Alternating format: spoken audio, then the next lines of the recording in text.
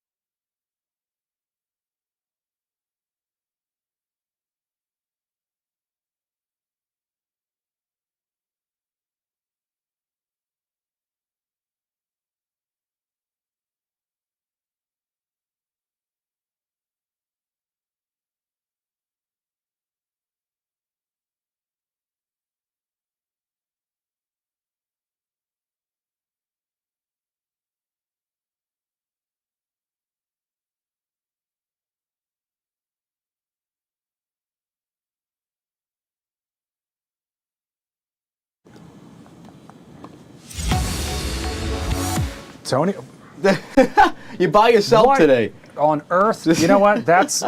We're going to call this. You know what we're going to call this? We're going to call this the mistake of. Well, first of all, this camera. Let's just lean in here. Yeah, it's this the is first what time back. this is what happens. Yeah, exactly. Yo, When you hey, take it's like a couple riding a weeks bike, off, man. You know? That's what I joked about. That I said I hope this is like riding a bike Right. because it has been like, weeks.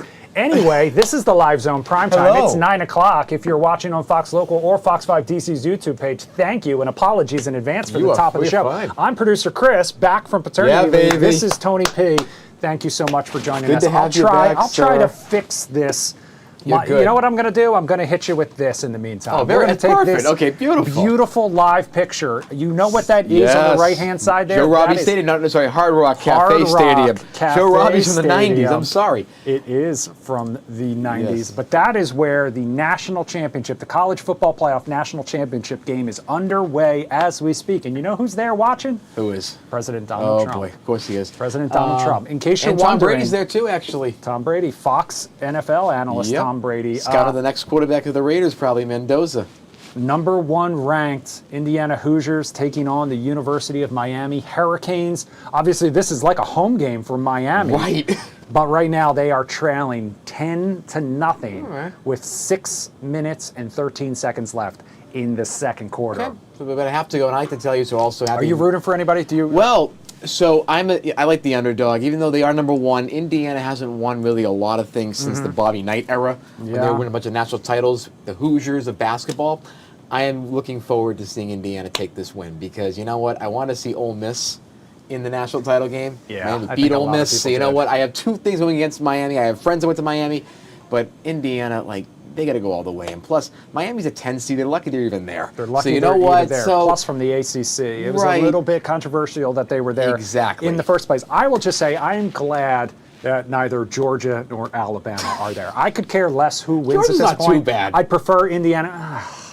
I know, but I just, they were basically like the Patriots of college football, them in Alabama for a certain amount of time that we basically, every single time you tuned in, that's all you got. Well, now that you say the Patriots, okay, in the 18 days you've been gone, a lot of development. We'll talk about this later. Understood. I don't We want to are rub going it to in, talk my about friend, this but a a little lot of later. We will developments. talk more about this national championship game. We will Yes. also talk about that AFC and NFC Yes, championship. please. Those AFC and NFC championship games finally said after some epic divisional action Yeah. this past weekend. Kelsey Nicole Nelson is going to join us live gonna be coming good. up here in just a little bit. Otherwise, Tony P, how have you been? It's been a while since Yeah, I've it's been checked in too with long, you. my friend. Congratulations on behalf Thank of all of you us so here much. at Fox 5. Myself and my family want to say congratulations to you and Molly and the whole family on baby Harper. Let's go Absolutely ahead. gorgeous. Let's go ahead and take some. Look at take that. A look, Look at at some that. pictures. Look at I mean, you. look at that tiny little bear right Oh, there. That's my wife Molly. nice. That's Harper getting ready for our first walk. There's my other firstborn.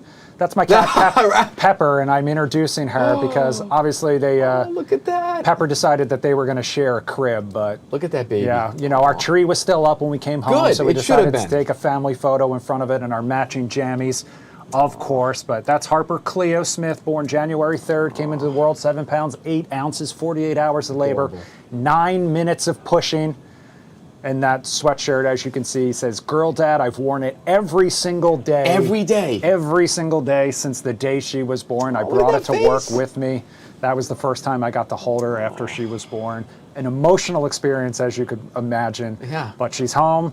She's hopefully asleep. Hopefully giving Molly an easy time. Yes. Now that I'm back here at work and Well, you're both incredible not helping parents. the way that I wish I could. But yeah, Molly's a it's- rock star and she's holding down the fort. Now let me ask you this couple quick little questions. Mm-hmm. So one for both of you, when that moment happens, when baby comes into this world, what is that collective feeling that happens when now there's a life in your hands? now? I mean, it's obviously indescribable to a certain extent, but I will also say we took these classes before Yeah. just so we would know what to expect. course. We took them at Holy Cross Hospital, which is where Nice.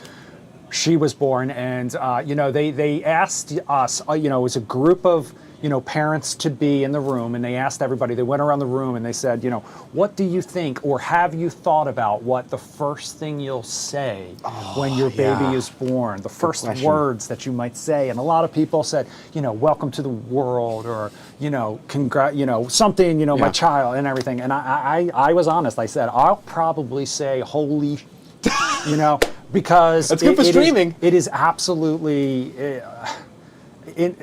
There's just no way to describe that moment when you hear her cry for the first time and get to meet her for the first time, and she wraps her tiny little finger around your finger and holds it, type of a thing. And so, my yeah, goodness, it's man. just the best. So thank you to everyone for holding down the Dude. fort in my absence. Yes. We are back, and we're excited to get Yes. into some big stuff's And my been going friend, down. and also to everybody today, happy Martin Luther King Day. Yes. It is the official 40th anniversary of Martin Luther King Jr.'s day of remembrance, of honor, his birthday.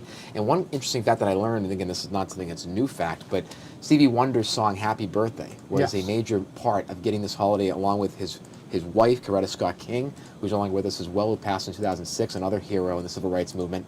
But they both came together through that song to get the holiday passed. You know, in 1986 was a veto-proof majority under President Reagan. It finally got passed, but that song was a protest song about that era, but also pushing the Congress and pushing this city to recognize the incredible achievements and the impact that Dr. King had. And there were so many events around the country today, in D.C. in particular, the Peace Walk. There was the wreath laying this morning at the MLK Jr. Memorial. And I was actually out there this morning, and just to see that, a beautiful experience. I walked by the African American History Museum afterwards, late in the day, and just to see the amount of people out there celebrating the life of this great man, and so many promises that still need to be fulfilled by this country, and them pushing that forward and also honoring what he did stand for and what he did push through, was an incredible day. And I'm just sending love to the whole community today in D.C. because it's a very, very important part of our heritage and our history. And I know you're going to talk about it coming up here in just a little bit when we check in what you're watching. Also, Josh Rosenthal is going to have more on some of those events that took place today coming up on Fox 5 News at 10 here on Fox Local. And, in recent years, it has been less of a federal holiday day off and more of a day of action. And we saw that once again today. It was great. I mean, the people were out there, they're talking about issues or actually doing service for all the communities and the things that he cared about. So just really cool stuff. All right. In the meantime, though, we're going to move on with our other big story today, and one we've been following for a little while. And we're going to start off by taking you live to National Harbor. This is our Fox 5 Skycam looking at the Capitol wheel. And while that is one of the signature, structures there at National Harbor, that may not be the case for much longer, because a little bit of Las Vegas could be coming to right here in the DMV. Prince George's County could soon be home to its very own sphere. You know the one. Take a look at some of these renderings. Dude, this is awesome. Like, I couldn't believe it. Right? The new immersive venue will be constructed right next to the MGM Grand Hotel and Casino in National Harbor, expected to generate $1 billion a year. It would be 1/3 the size of the original in Las Vegas. That's the largest sphere in the world, that one out there. This one would have seating for about 6,000 people. But it would also have all of the bells and whistles of the original. It will cost more than $1 billion to construct. And getting here was a team effort by Prince George's County Executive Aisha Braveboy and Maryland Governor Wes Moore, who told Fox 5 earlier today that he's been to the Sphere in Las Vegas and cannot wait for this one to open. Take a listen. We've got to do big things again.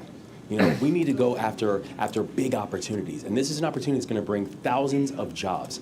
We're talking 2,500 construction jobs and 5,000 jobs once operational. We're talking about something that's going to bring about $1 billion of economic opportunity every single year, something that is singular when you're looking at what kind of impact this could have. So this is a massive, massive deal for the state of Maryland, for Prince George's County, and when we said we wanted to go after big things, we mean it.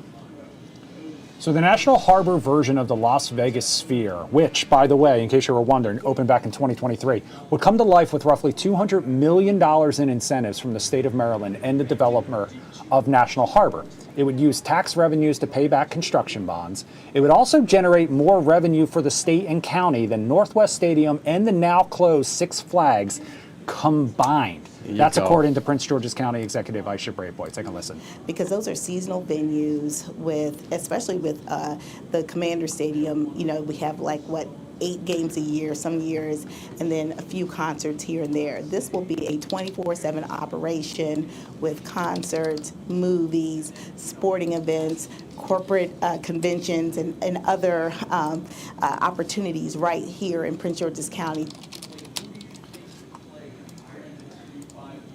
So right now, we don't know when construction will begin, but Sphere Entertainment says it hopes to have this thing open in about 4 years. However, it still depends on final project agreements and approvals from the state and county. Tony P, talk to me about how you feel. Oh my God. I mean, This is the part of the thing that's so exciting about this is even if you never get to go inside of it, those exterior projections, which would be visible and which they plan to bring to this one as well. Oh, yes. Now, if you live over in Old Town Alexandria, not sure whether you would enjoy it quite as much. But Tony P, talk to me about how you think of this one. So first of all, what's interesting is they're actually going to also allow advertising space to be part of this $1 billion in economic activity.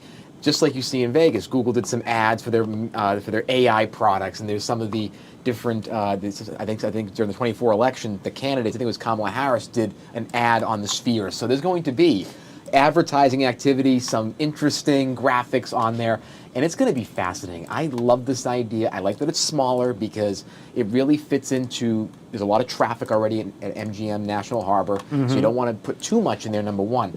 Number two, I do love the fact that this will open up many opportunities to bring smaller shows that are really immersive. There'll be not only, I think, some major acts, but some of the more, emerging acts as well could be a part of this too. So I think that's a big thing as well. My one little superstition though, okay? We just got rid of Dan Snyder a couple years ago. Yeah, the owner of Sphere Entertainment is James Dolan. Now, anybody who knows about James Dolan, the Knicks, and people want him to get rid of the teams like kind of they did for Dan Snyder, right? I don't know if his influence is the best thing right now with the Commanders kind of teetering a little bit and our other teams trying to grow again. So I just have a little bit of superstition, to Stevie Wonder, a little superstition going on with James Dolan, but again, that's kind of just more outside adjacent. But overall, I would say this, Chris, I think this is going to be a test of whether this area can become like Atlantic City was in its heyday, where there's casinos, where there's beaches, where there's things like the Sphere, where there's a great museum situation, there's sports teams. DC and the DMV adjacent region has a chance to become the East Coast hub that Vegas is, or Atlantic City was back in its heyday. And finally, I would just say this, okay, when looking at the future of all these properties, Westmore has a strategy, and Maryland has a strategy, where they're going to lose this stadium in a few years to DC, in Northwest Stadium. This is a smart move to replace this right away before an election year, to have a whole complex and to continue expanding through having hubs like National Harbor and others. Baltimore's being rebuilt. This is very smart for its re-election campaign and for the overall long-term strength of the DMV region and Maryland generally. So well done by Wes Moore. This is smart on his part and his team, and I think this region, DC and Maryland, is going to be blossoming in the 2030s. All right. Well, for more on this project and what it could mean for the county, at-large council member Walla Blagay, joining us now live via Zoom. Welcome back to the Live Zone Primetime. Thank you so much. I'm so sorry. Things have been so busy. It's been such an exciting day. Just the notice about the Sphere and everyone hearing about it. We're just so excited. There was even, I think you all did a poll on it, and we just had a lot of interest from a lot of residents excited about this opportunity. So I just want to let everyone know this is really about expanding the commercial tax base. I want to thank our county executive, Aisha Braveboy, and our Wes Moore for putting faith in Prince George's County. I mean, this is sending a message that Prince George's County is a destination. And that's really important for us to know, that people to see us as a destination that they can go to. And with that Sphere, that adds to the people who are driving into the county, that are staying in the county, that are dining in the county. And that's what we need to expand our commercial tax base. That's the biggest important thing. I ran on it, and most of the county council members have run on this very issue. We need to expand the tax base for Prince George's County. And so we're excited, completely excited about this opportunity, and want people to know that this is just the beginning. We have more announcements to come and more collaboration with the governor on this issue. So there's so much excitement here. Sorry, we're in probably a little, we're out here celebrating, but we just want people to know this is just the beginning. Okay, so that kind of leads me right into a question that I had, which is, not to get too far ahead of ourselves and not to look past this major development, but do you anticipate that this will then lead to more development and bringing more things so that when people travel to National Harbor to attend a show or a concert at the Sphere, that there's more for them to do as well, similar to if people are going out to Las Vegas, they have other casinos and things like that. And to follow up on that, do you support the idea of sort of like what Tony said, Prince George's County and National Harbor becoming the sort of Las Vegas of the East Coast? That's the goal. Las Vegas brings quite a few revenue. And in fact, when we were talking about Six Flags, people remember we said we're getting $73 million from National Harbor. National Harbor is one of our biggest taxpayers in the county. And they bring close to $1 billion to the state. So it is a huge impact for the county when it comes to revenues. And what we realize is that expanding on what we have on National Harbor is just the beginning. We do want this to be the Vegas, because remember, with Vegas, they make so much money. They are able to have lower residential taxes, which is what we have high right now because we don't have a Vegas. So if we have a Vegas, that gives us room to lower the taxes of our seniors, of our vulnerable communities that cannot afford to pay the high property tax that everyone complains about. So we want a Vegas, and we're going to do this not only at National Harbor. I know people are saying, what's going on with why can't we get this at Six Flags? Well, Six Flags has not been sold yet, but once it is sold, we will be doing the same thing at Six Flags. And this opens up the door. As the governor has to supporting us here with National Harbor, he's also committed to supporting us the same with Six Flags development. Now, let me ask you this. So some residents may be a little bit concerned that live around these areas like MGM or maybe the Six Flags development that may happen. How is Prince George's County and the governor's office responding to those citizen concerns potentially, and how will the governments be able to support them in their transition to, going through this so that they don't have any traffic issues or issues with their homes or noise complaints, things of that nature? How is the local government going to be supporting those citizens along the way? Well, we would tell them all of the approvals have to have traffic calming measures in place. What we are going to do is focus in on providing traffic calming measures by making sure that the approvals requires adequate parking, adequate drive in and out of National Harbor. We have gotten a lot of people that complain that in National Harbor there's quite a bit of traffic, and we can address that. But what we want to tell them is that we do need the commercial tax base. Some of this is a balancing effect because we do have a lot of housing, and people are saying the taxes are too high. And so what we want them to know is that more of this actually allows us to change tax to lower the taxes. Now, will it be one of those things will it be immediate? But eventually over time, we could bring more resources in the county by having a project like this. So what we're telling people is that while they're so concerned about the fact that this might cause traffic, there might be some traffic on it. We're going to put every traffic calming measure possible to make sure that it is easier for people to get in and out of the National Harbor. We know that a Las Vegas type project in Prince George's County brings the revenue needed, and this in itself will improve our schools, improve our roads, and ensure that we can relieve some of those that need the relief. So a lot of people were worried originally about replacing Northwest Stadium and Six Flags with like data centers. With an announcement like this and such an investment from, an entertainment venue coming in and the development that could be happening around National Harbor, does that make you or other council members more willing to then invest or investigate the idea of bringing data centers into Prince George's County as well? Well, we're not for those locations. Those locations are going to be a destination, just like a destination of National Harbor. That's what we're seeing in that corridor. We want to create more corridors. Remember, we don't want just one sort of space that is like National Harbor. We want many.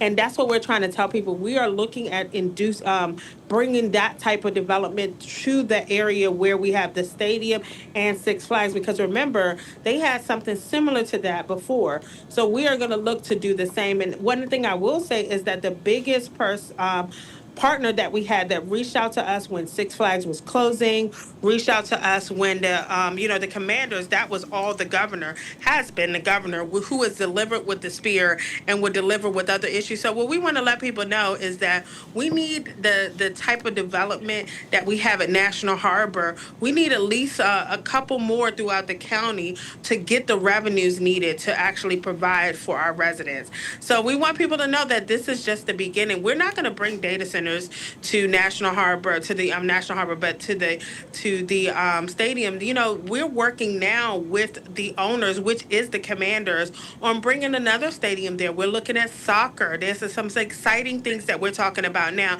And for Six Flags, when we met with the owners, we talked about we want another destination event because we get a lot more revenues from people driving into the county, coming down the Beltway, coming to an event. It does make us more, brings us more tax dollars, the more destinations that we have in the county. So we don't want just one of National Harbor. We want many of National Harbor, and we do agree with expanding National Harbor, bringing Spirit, bringing that Las Vegas feel is the revenues that we need to get the work done for the residents of Prince George's County. That is really cool, like in making like it's kind of all interconnected, it seems to me. So when thinking about projects like this, a big thing is jobs, right? And there's been a lot of talk about how many jobs this is going to bring. In your mind, what are those jobs going to look like? How many do you see being brought into the county directly or indirectly? And how do you see that impacting wages throughout the region? We talk about cost cutting, of course, and taxes being lowered, but cost of living is hard and wages aren't going up the way they should. So how will this project impact all of that on the wage front and jobs as well? Well, we're not sure about the wage, but what we know, we're talking about over 2,000 jobs that the Spirit could bring. And because we have a high cost of living area, we do know that while working with them, we will be able to get the salaries that are comparable to the area. Now, the question is what those jobs look like, and we're trying to figure that out right now. And of course, that will become clearer soon. But what I will tell you is that we also have to diversify the workforce in Prince George's County. We were heavily reliant on the federal government. The federal government built what was now Prince George's County, especially the affluent Black community. So what we've depended on that to define what Prince George's County is. But now we realize that to a certain extent, we're getting a backlash for that because as our residents are being laid off, we don't have any other jobs that they can take that can pay them a comparable salary. So a lot of our residents are looking for other ways or having to take 2-3 jobs or even having to downsize to stay afloat. So in the future, what we're trying to do, one of the reasons why we're trying to rebrand the Six Flags area and the stadium and the National Harbor, expand National Harbor, is to start to get known in fields that are just not just the federal government. We realize the reliance on that has been a detriment this year, 2025, especially with the Trump administration in, because of the layoffs that we've seen and the cutoff of jobs with contractors losing their contracts with the federal government. We're even bracing ourselves for a pretty tough budget negotiations due to the fact that there's been such a high number of layoffs in the last year. All right, final question, Councilmember Blagay. If it was up to you, who would you want to see be that first act to open up that new sphere here in Prince George's County? Because we know the one out in Las Vegas has had some epic acts from U2 to the Backstreet Boys out there with a residency now, the Eagles. They've got that Wizard of Oz screening. So if it was up to you, if you could pull the trigger on it, who would you want to see be that first artist to take the stage? Good question. I might say, you know what, in this way, if I had to really, truly think about it, one artist that has brought a whole fear, when Beyonce came to the FedEx Field, I mean, it was almost like a culture thing where people wore the clothes and everything. I think it might be great in a place where Black women are so successful. It might be good to have a Black woman leader like Beyonce be the first to perform at a place that is new and fun and hopefully historical. Yeah, I think, totally. That'd be an incredible show. 6,000 people would agree with you, and I think. Yeah, it would be hard to just do 6,000 people for someone like Beyonce, right? It might be one of those things. But I will say that when she had when she performed at FedEx, it was quite a number of people that showed up, and they all had the boots, and it was really fun. I was one of them. Oh yeah. I mean, again, like it's hard with that number, but again, 6,000. But again, depending on, what you could do with outside of it, the casino. Maybe her team would say yes to it. Who knows? And again, it could be maybe part of a whole series or something like that. I mean, it could be like different acts the whole night or whatever. Because that would be wonderful to have her. Especially the country album. It would be nice. That would be an incredible, just spiritual experience. Incredible. Absolutely. Incredible. At-large council member Walla Blagay, thank you so much for spending some time with us here on the Live Zone Primetime. Thank you for coming on. This is awesome. Look forward to those future announcements about big things coming to Prince George's County. Awesome. Thank you. Have a great night. We're going to leave you with a live picture of the Capitol wheel at National Harbor. We're going to take a quick break. When we come back, we're going to find out what Tony's been watching on this Martin Luther King Jr. Day. We'll be right back.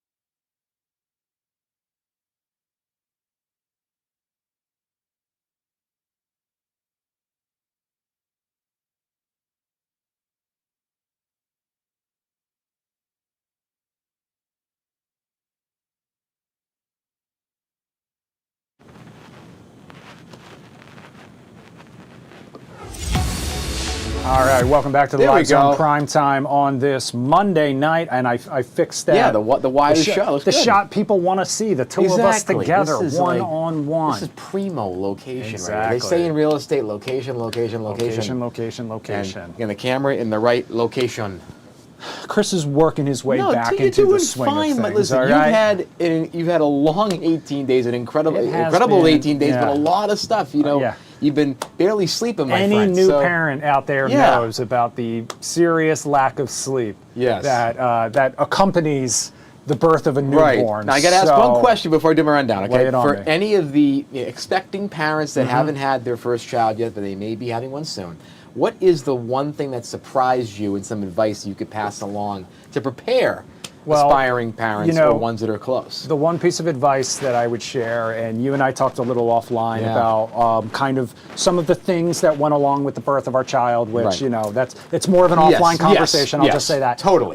It should be. The advice that I have is to always trust your gut. It will not steer you wrong. So if something seems off or something doesn't seem right, trust your gut. That is one thing that I cannot overemphasize, type of thing. In terms of what surprised me, I knew that babies went to the bathroom a lot, but the sheer number of diapers that I go through on a daily basis, there a lot there. There is no preparation. You cannot anticipate how many you need. And you never know exactly like how many you need of a certain size or anything like that. But yeah, we go through a lot in a day. So I will give a shout out, not paid. I'm not a sponsor. They're not giving me anything. Neither am I. But the Huckleberry app has been a godsend in case I'm sure any new parents out there know what I'm talking about. But you can track feedings, you can track sleep schedule, you can track diaper changes, what those diaper what happened in those diapers. It's really a great resource, especially especially when you go to the doctor and the doctor says like, well, how many times is she feeding a day, or how many dirty diapers does she have, how many wet diapers does she have? In the haze that is constantly waking up every 2 hours, it's very easy to just not know what day it is, what time it is, anything. So that app, I don't know how parents did it when we were kids. My parents had a funny story. I can't when I was even born. imagine. I got a funny one for you. So I was a preemie by 2 months. Okay. And they had to do some work on me, whatever. I was okay though at the end. They had me in NICU for a little while. But my parents bring me home. This is like 1998. And my father literally went to work. He was in his suit. We have the videos. He's in the suit taking me home.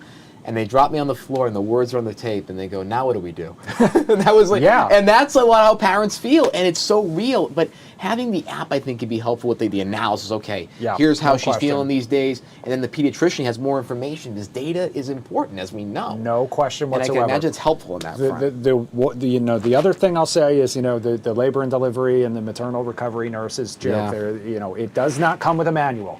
Nope. Parenthood does not come with a manual at all, and that's so extremely true. But also, we'll get into your rundown in just a second, but I do have to give a shout out to all of the doctors, all of the nurses at Holy Cross Hospital, all the lactation consultants who have helped, our pediatrician, Dr. Rahasia, over at the Pediatric Associates of Montgomery County, all of our friends and family who have just absolutely shown up and showed out. The village is real. It does take a village. Right. There's only so much you can do alone, while trying to take care of someone else.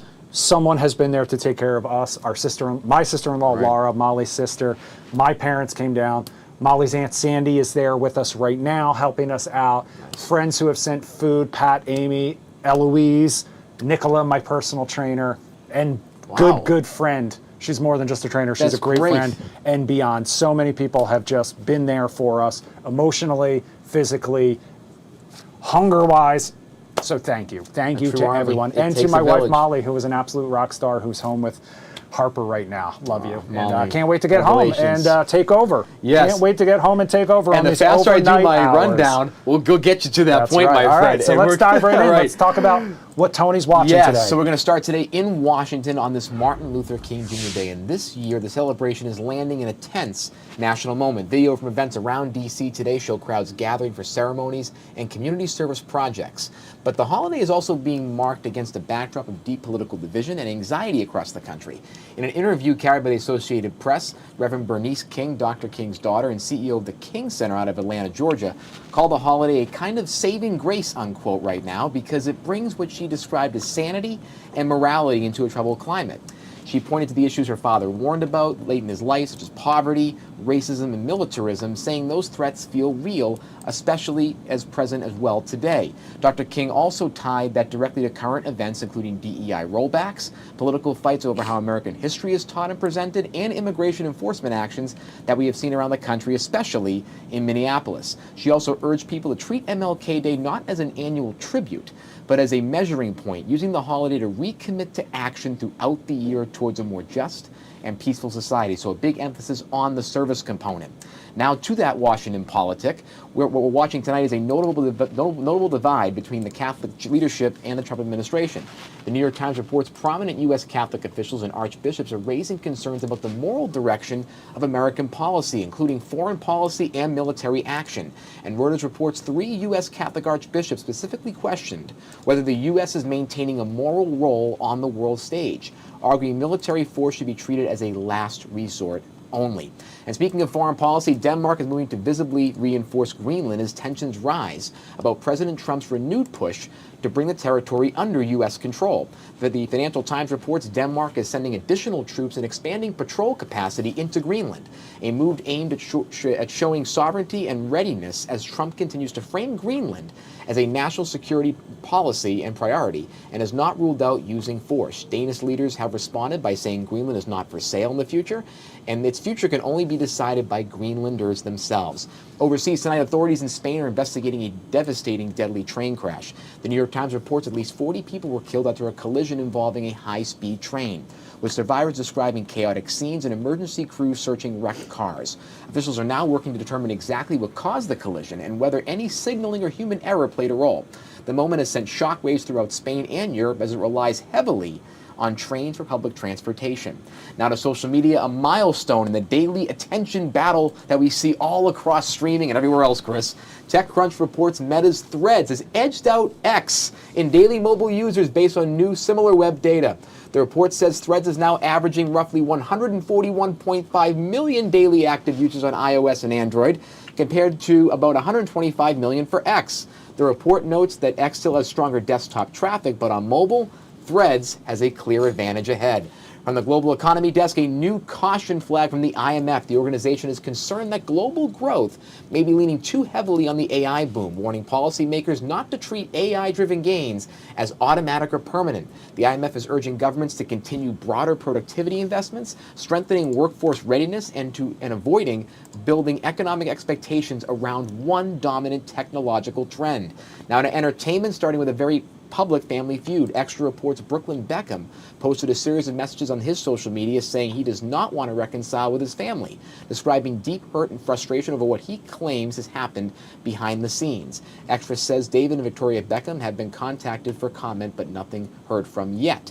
And in a happier celebrity development tonight, Will Reeve has gotten married. Extra and People report that the ABC News correspondent and son of the late Christopher Reeve married Amanda Dubin in Miami, with guests from media, politics, and entertainment attending the wedding's weekend events. And finally tonight, an education bright spot out of Mississippi. The state's fourth graders have climbed to above the national average in reading in a major turnaround. Experts credit a brief intervention and big early literacy overhaul. Mississippi shifted statewide to structured phonics and science of reading instruction, trained teachers on a common approach, and added early screening and intervention for kids who fall behind, with third grade being treated as a critical pivot point. And I have to say, this is something that is so important that we see around the country, that we do see falling literacy rates, especially in more southern states. And I think a lot of that is because of funding. It can also be because of the phones and our technological revolution that has left a lot of people behind, and post-COVID. I can't tell you, Chris, how many teachers that I know, from family members to friends to just people that follow me, that say how hard it is to teach now because there aren't new policies and programs in place that adapt for these ever-changing times. So well done by Mississippi. We're seeing a lot of negativity around education in the country. It's nice to see a positive development. Yeah, also, I'm glad to see that Reading Rainbow is back. That's one of the things that instilled a love of reading and learning for us. It did. LeVar Burton, a true legend. I want to go back to this story that you did about Threads overtaking X. Yes. Except on desktop. And I think, you can tell me, you are the social media expert here among the two of us. But one of the things that I think that Instagram has done well, Meta being the owner of Instagram as well, is while you're scrolling through your feed, they'll give you a little glimpse at something that might be like a little bit viral on Threads to get you to click on it, and it opens up the app. And I'm sure they're counting those interactions towards their daily use. I end up clicking on one of those about once a day. It's connected. I never specifically go to the Threads app, but I end up on it at least once a day while I'm scrolling through Instagram. X has been, listen, Twitter was an invaluable resource as a person in news. It not only let you know what people cared about, what was trending, what was on people's minds, breaking news from a scene, but also that real-time interaction that we love here on the Live Zone Primetime through our Zoom room or through the YouTube comments, through social media, etc. That app has gone to hell faster than anything else that I have ever seen. I mean, not since MySpace have we seen, yes, exactly. When it went from Twitter to X, it became a cesspool. It had always been a cesspool. Social media will remain a cesspool, but it's the worst part of it. I know a lot of people who hated what it became, then flocked to other apps like Blue Sky and Threads. So, totally. I mean, and you're looking at, X is under a lot of fire in terms of for how it polices content, and again, it lets a lot of things go. There's the XAI issue with Grok with the images. There's a big case about that with the sexually exploitative images. They are really in a rough spot right now, and Threads has become a very interesting place. Again, the previews that you show on Instagram, I always click into it too. And then recently I looked and said, how many followers do I have on this thing? I got like 12,000. I'm like, all right, there's a pretty good base. So you know what? It's a really cool app. It's a lot less, I think, divisive. It's a little bit more, I think, reflective, and it ties well to Instagram. And I think it's the Apple effect, right? You have the iPhone, the iMessage. They are harping on that over at Meta. Synergy, baby. All right, listen, coming up next, as we leave you with a live look out at Hard Rock Stadium in Miami, Florida. We are going to talk to sports journalist Kelsey Nicole Nelson all about that national championship game underway right now. It is currently halftime. We'll also get a little sneak peek at the AFC and NFC championship games coming this weekend, which will decide who plays in the next Super Bowl. We're going to take a quick break. We'll be right back.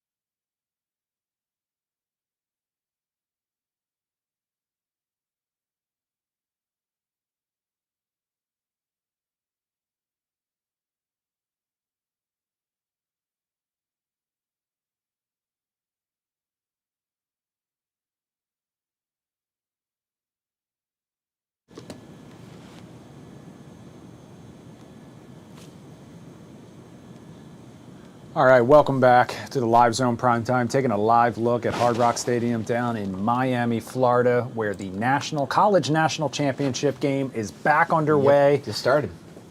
Third quarter, 13 minutes and 43 seconds. Right now, Indiana leads 10-0. Of course, the National Championship game, never not without some level of drama, some level of controversy. Obviously, yeah, it is the whole process. The whole process is the elephant in the room.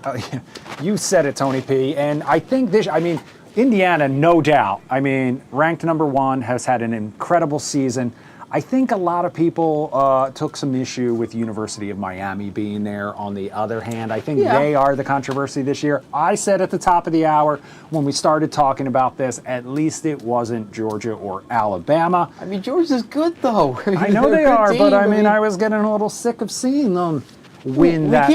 We can't judge rankings, but I think it's the problem with the committee. They judge their rate. We haven't seen this team in a while. Let's throw them in. Just in case you were worried that there wouldn't be a Georgia connection, I do believe the starting quarterback for the University of Miami has some ties to Georgia as well, and Carson Beck.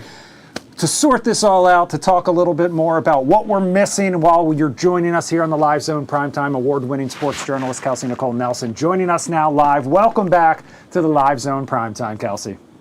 Thank you so much. Hi, Chris, and hi, Tony P. Happy New Year to you both, and you again, Tony. I know we had a chance to catch up. We did last week on a really fun Take It 2 for the 1 year anniversary. We had a lot of fun. Yes. 1 year. Congrats. It was, yeah.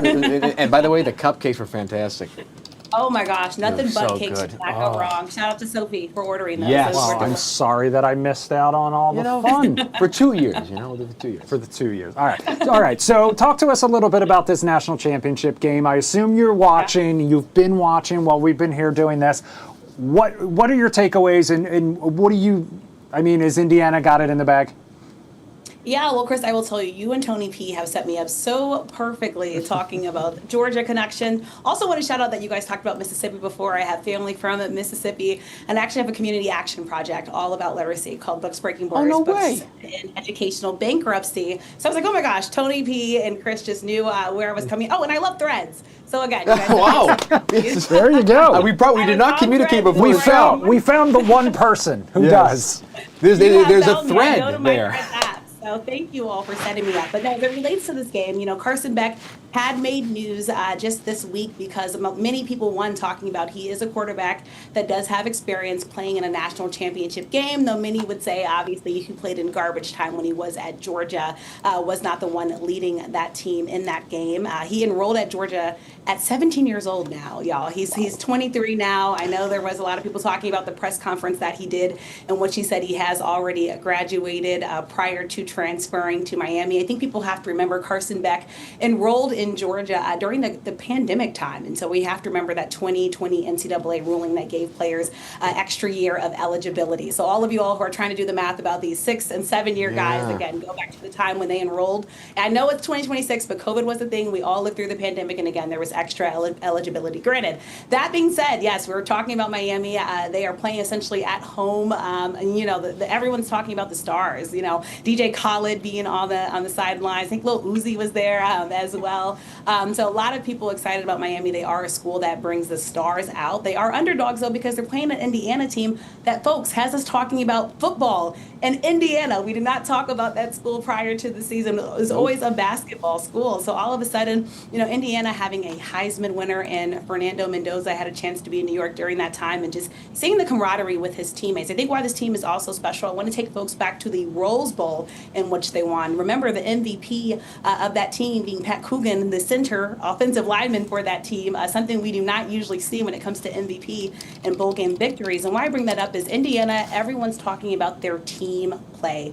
Yes, Fernando Mendoza is special. Yes, Tom Brady is on the sidelines, many thinking that he's possibly recruiting a potential quarterback for that franchise that he owns in the Las Vegas Raiders. But they play on both sides of the football. Kurt Signetti, what he's been able to do with that Indiana squad is special. Of course, many of us in the DMV had a chance to watch him when he was at JMU leading the Dukes. But all that to say, on both sides of the football, I think if you looked at this game, I know it was 10-0 early. Miami leading with what we thought, putting some pressure on Fernando Mendoza. They did some extra blitzes, but Indiana being Indiana, relying on the run game one. Roman Hemby for Indiana used to play at Maryland. We had a chance to see him go. But really just, again, Indiana playing Indiana football, carefree, mistake-free football, just being able to do what Indiana does best. So all that to say, it just seems like their Cinderella storytell is continuing, Chris and Tony P, in this national championship game. But there still is a half of football. I am not going to write it off yet. No, Thank you for still kind of tight. Now, let me ask you this. So for Indiana, do you feel that this could be more than just a one Cinderella season, not like an LSU situation? It could actually go beyond, like Georgia, win multiple championships? Or do you feel there need to be some retooling that has to be done if Indiana were to win to continue on to a dynasty or an Alabama or Georgia type run? Oh my gosh, definitely retooling, Tony P. Do you see the era that we're living in with the transfer portal? But True. I think the great thing about Indiana, prior to the season, they were talking about how there really was no top players on his team, right? We're talking about blue chip recruits and what they were able to do with what they had. Indiana was not a school that many star players were looking at. They call themselves a bunch of misfits being put together to kind of form this squad. But you have to think there's many guys looking at the squad now saying, I want to play for the Crimson and Cream. I want to play for IU. I want to be part of what's being built there. Let's remember, they'll make history if they're able to bring home a title tonight to that school. What Fernando Mendoza has been able to do in terms of leaping in front of the pack as we think about the NFL draft coming up in April and being a top quarterback, potentially being picked, it's special. So I definitely do think this is good for Indiana. You look at their boosters, Tony P and Chris P, that have been pouring into this athletic department. You look at how they travel. My my gosh, they have made games look like home games, even when away from Indiana. I think everyone is believing the proof is in the pudding. So all that to say, I think Indiana is going to be a school that you have to reckon with. To what Chris alluded to, it's no longer just your Alabamas and Georgias that guys are looking at. They're seeing that now it's anyone's game to get recruited to the next level in the National Football League. So I think Indiana has put their fair piece in the pie of showing like, hey, we can recruit guys. It's a great school to come to, and look at what we've been able to produce this magical season with the record that we have. All right, well, we'll keep an eye on that second half and we bring will. updates as we get them. In the meantime, let's move on to the National Football League and talk about the divisional round that we just watched this past weekend and previewing the championship round coming up this Sunday. You see right there on the NFC side, we've got the LA Rams and the Seattle Seahawks, a West Coast battle. And in the AFC, we've got Tony's New England Patriots and the Denver Broncos. I mean, we saw a lot of different, we saw some epic games and we saw some not so epic games. Seattle blowing away the 49ers. What was it, 41-6? Yeah. And then we had the Bears and the Rams in overtime. I mean, that was a heartbreaker. Oh, and Bears won then that that Bills and Bills and the Bears Broncos. in Denver, yeah. Obviously that cost the coach their job because they have been unable to make it to the Super Bowl in the past 8 seasons, despite constant division championships. Poor Josh Allen as well. But at the same time, Denver now having to start a backup because Bo Nix not able to. Talk to us. Let's start with the NFC and what you make of what's going on there. Again, DC's own Caleb Williams, Cinderella season comes to an end in overtime. Oh my gosh. Yeah, there was a lot of heartbreak for the Chicago Bears fans, many wanting them to continue on. Let's remember, it's been a long time since the Bears have been in an NFC championship game. To put it into perspective, 2010, last time we saw them there, Tony P and Chris, I was graduating high school in 2010. Wow. So I just want folks, I'm not that old, but I just want to put that out there for folks. Goodness. So all that to say, Caleb Williams having the season that essentially we saw JD5 have, right? Last season with the Commanders and really being able to bounce back. Cole Kmet making that amazing grab in the end zone. We go to overtime. And the Bears looking like they really had it. And then another kind of guy with local connections, DJ Moore, and miscommunication with Caleb Williams on what probably should have been a catch. And there was post-game after talking about the route was ran wrong. And again, they thought he was going one way and somebody else thought he was going another. But all that to say, just a heartbreaker after what the Chicago Bears have been able to do. So again, my heart goes out to Bears fans. You came close. They were the comeback kids once again, which they've been all season, right, to get back in that game. Like that twice in a row. Yes, but all of a sudden, it came to an end. So I think that was a heartbreaker. And you talked about the other one. My gosh, Seattle is just, they're special, I think, on all fronts. I hate that it wasn't a better game for football fans. Obviously, you want much more. I think the big thing going into that game, of course, was Sam Darnold and the oblique injury that we had heard about going into that game. So at first, people didn't know if he would be able to play. He was able to play.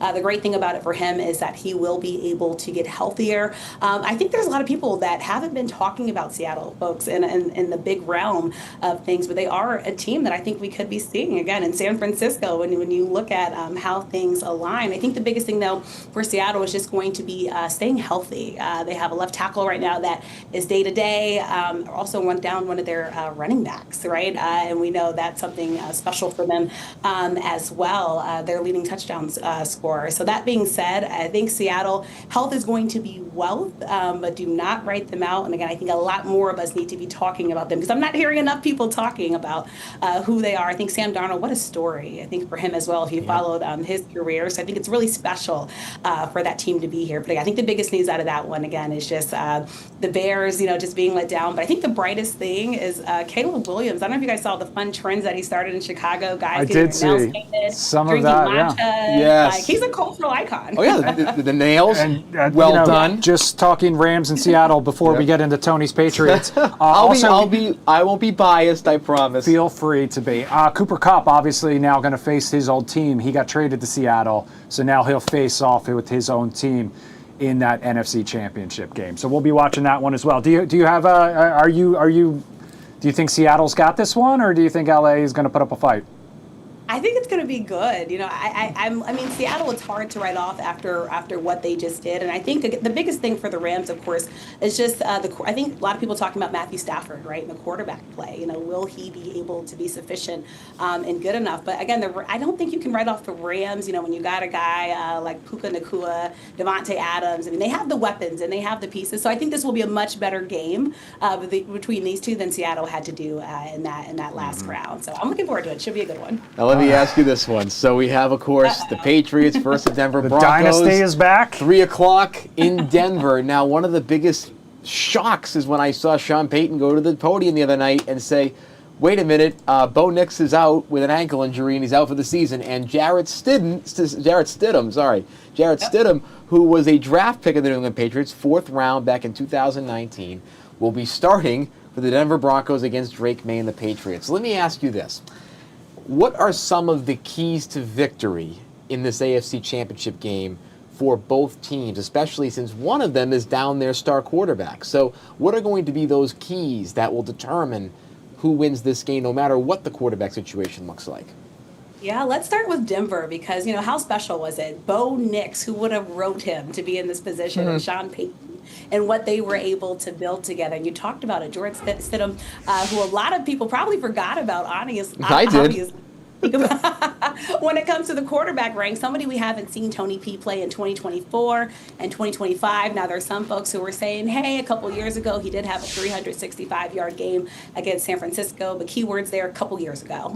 So, again, you get a little rusty. So I think when it comes to that, ball protection is going to be the biggest thing for this Denver team. When you throw somebody in there who hasn't played in a while, you have to think that there's going to be blitz pressure. They're going to try to make him uncomfortable. So I put a lot of emphasis on that offensive line. Now, Tony P, for your team, I think ball protection is also big because I'm sorry to do this, but what happened, Tony P? Oh, that was ugly. They're lucky they got out of there with the victory, no doubt. Right. Drake May, you know, obviously not being able to protect that ball well, and I do think that's going to be a big thing. And again, that's not to take away from the special season that he had, and again, still having 3 touchdowns, but the interception, the fumbles, and that was the storyline, to be fair, in a lot of the games that we just saw this weekend. But you got to have a clean game. You can't have turnovers. So that being said, Tony P, I think it's going to come down to the defenses in this game and what are they able to force?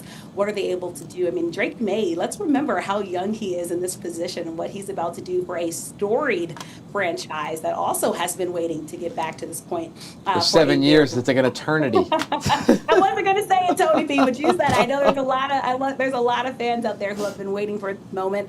But I also think, again, what he's been able to do, and maybe to your end, New England, of course, with the quarterback play, is actually opening up as a 4.5-point favorite in this game. It's just hard to count on Denver with being down a key member, right? A quarterback, Bo Nix, of that team. But at the same time, folks, remember the head coach of the Denver Broncos, and he is going to pressure and rely on anybody. Sean Payton has done it at the highest levels, and by all means, we know he's a guy that does not like to lose. He likes to compete. He likes the bright lights. But all that to say, I do think, Tony P, that we might be seeing your team in San Francisco, all things considered. Well, hey, I don't want to hear that. Can't hear it yet. Okay, I will just throw this out there, and not to poke the bear. I know where Chris is going with this. Not to poke the bear, but Super Bowl champion and former backup Eagles quarterback posted this message on social media earlier today, a little message for all the Broncos fans. Note, for the Broncos and their fans, I know it's been an emotional 24 hours. I feel for Bo and the team, and I'm sending prayers for a strong recovery.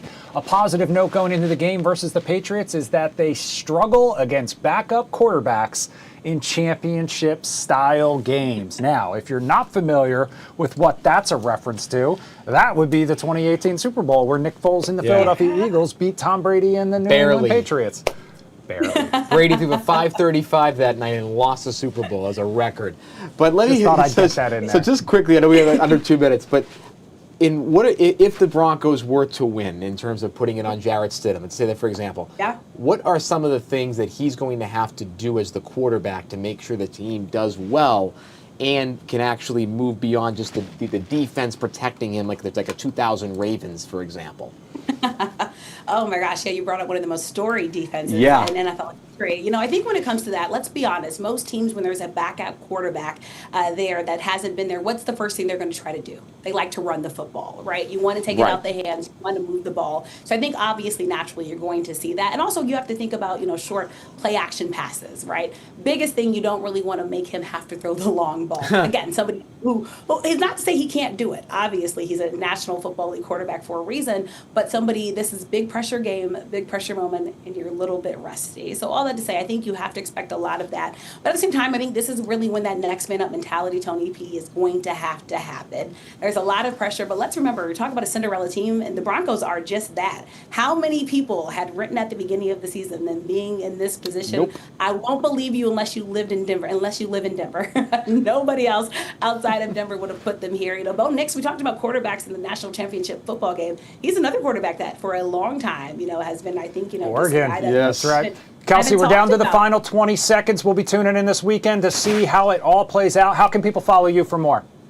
Well, thank you all so much. I love talking about this, obviously. KelseyNelson.com and The Real K. Nelson. And I can't wait to recap with you, Chris and Tony P. It's going to be a great kind of game. All right, looking forward to it. In the meantime, University of Miami on the board, 10-7 now with 9 minutes left in the third quarter. Fox 5 News at 10 is next.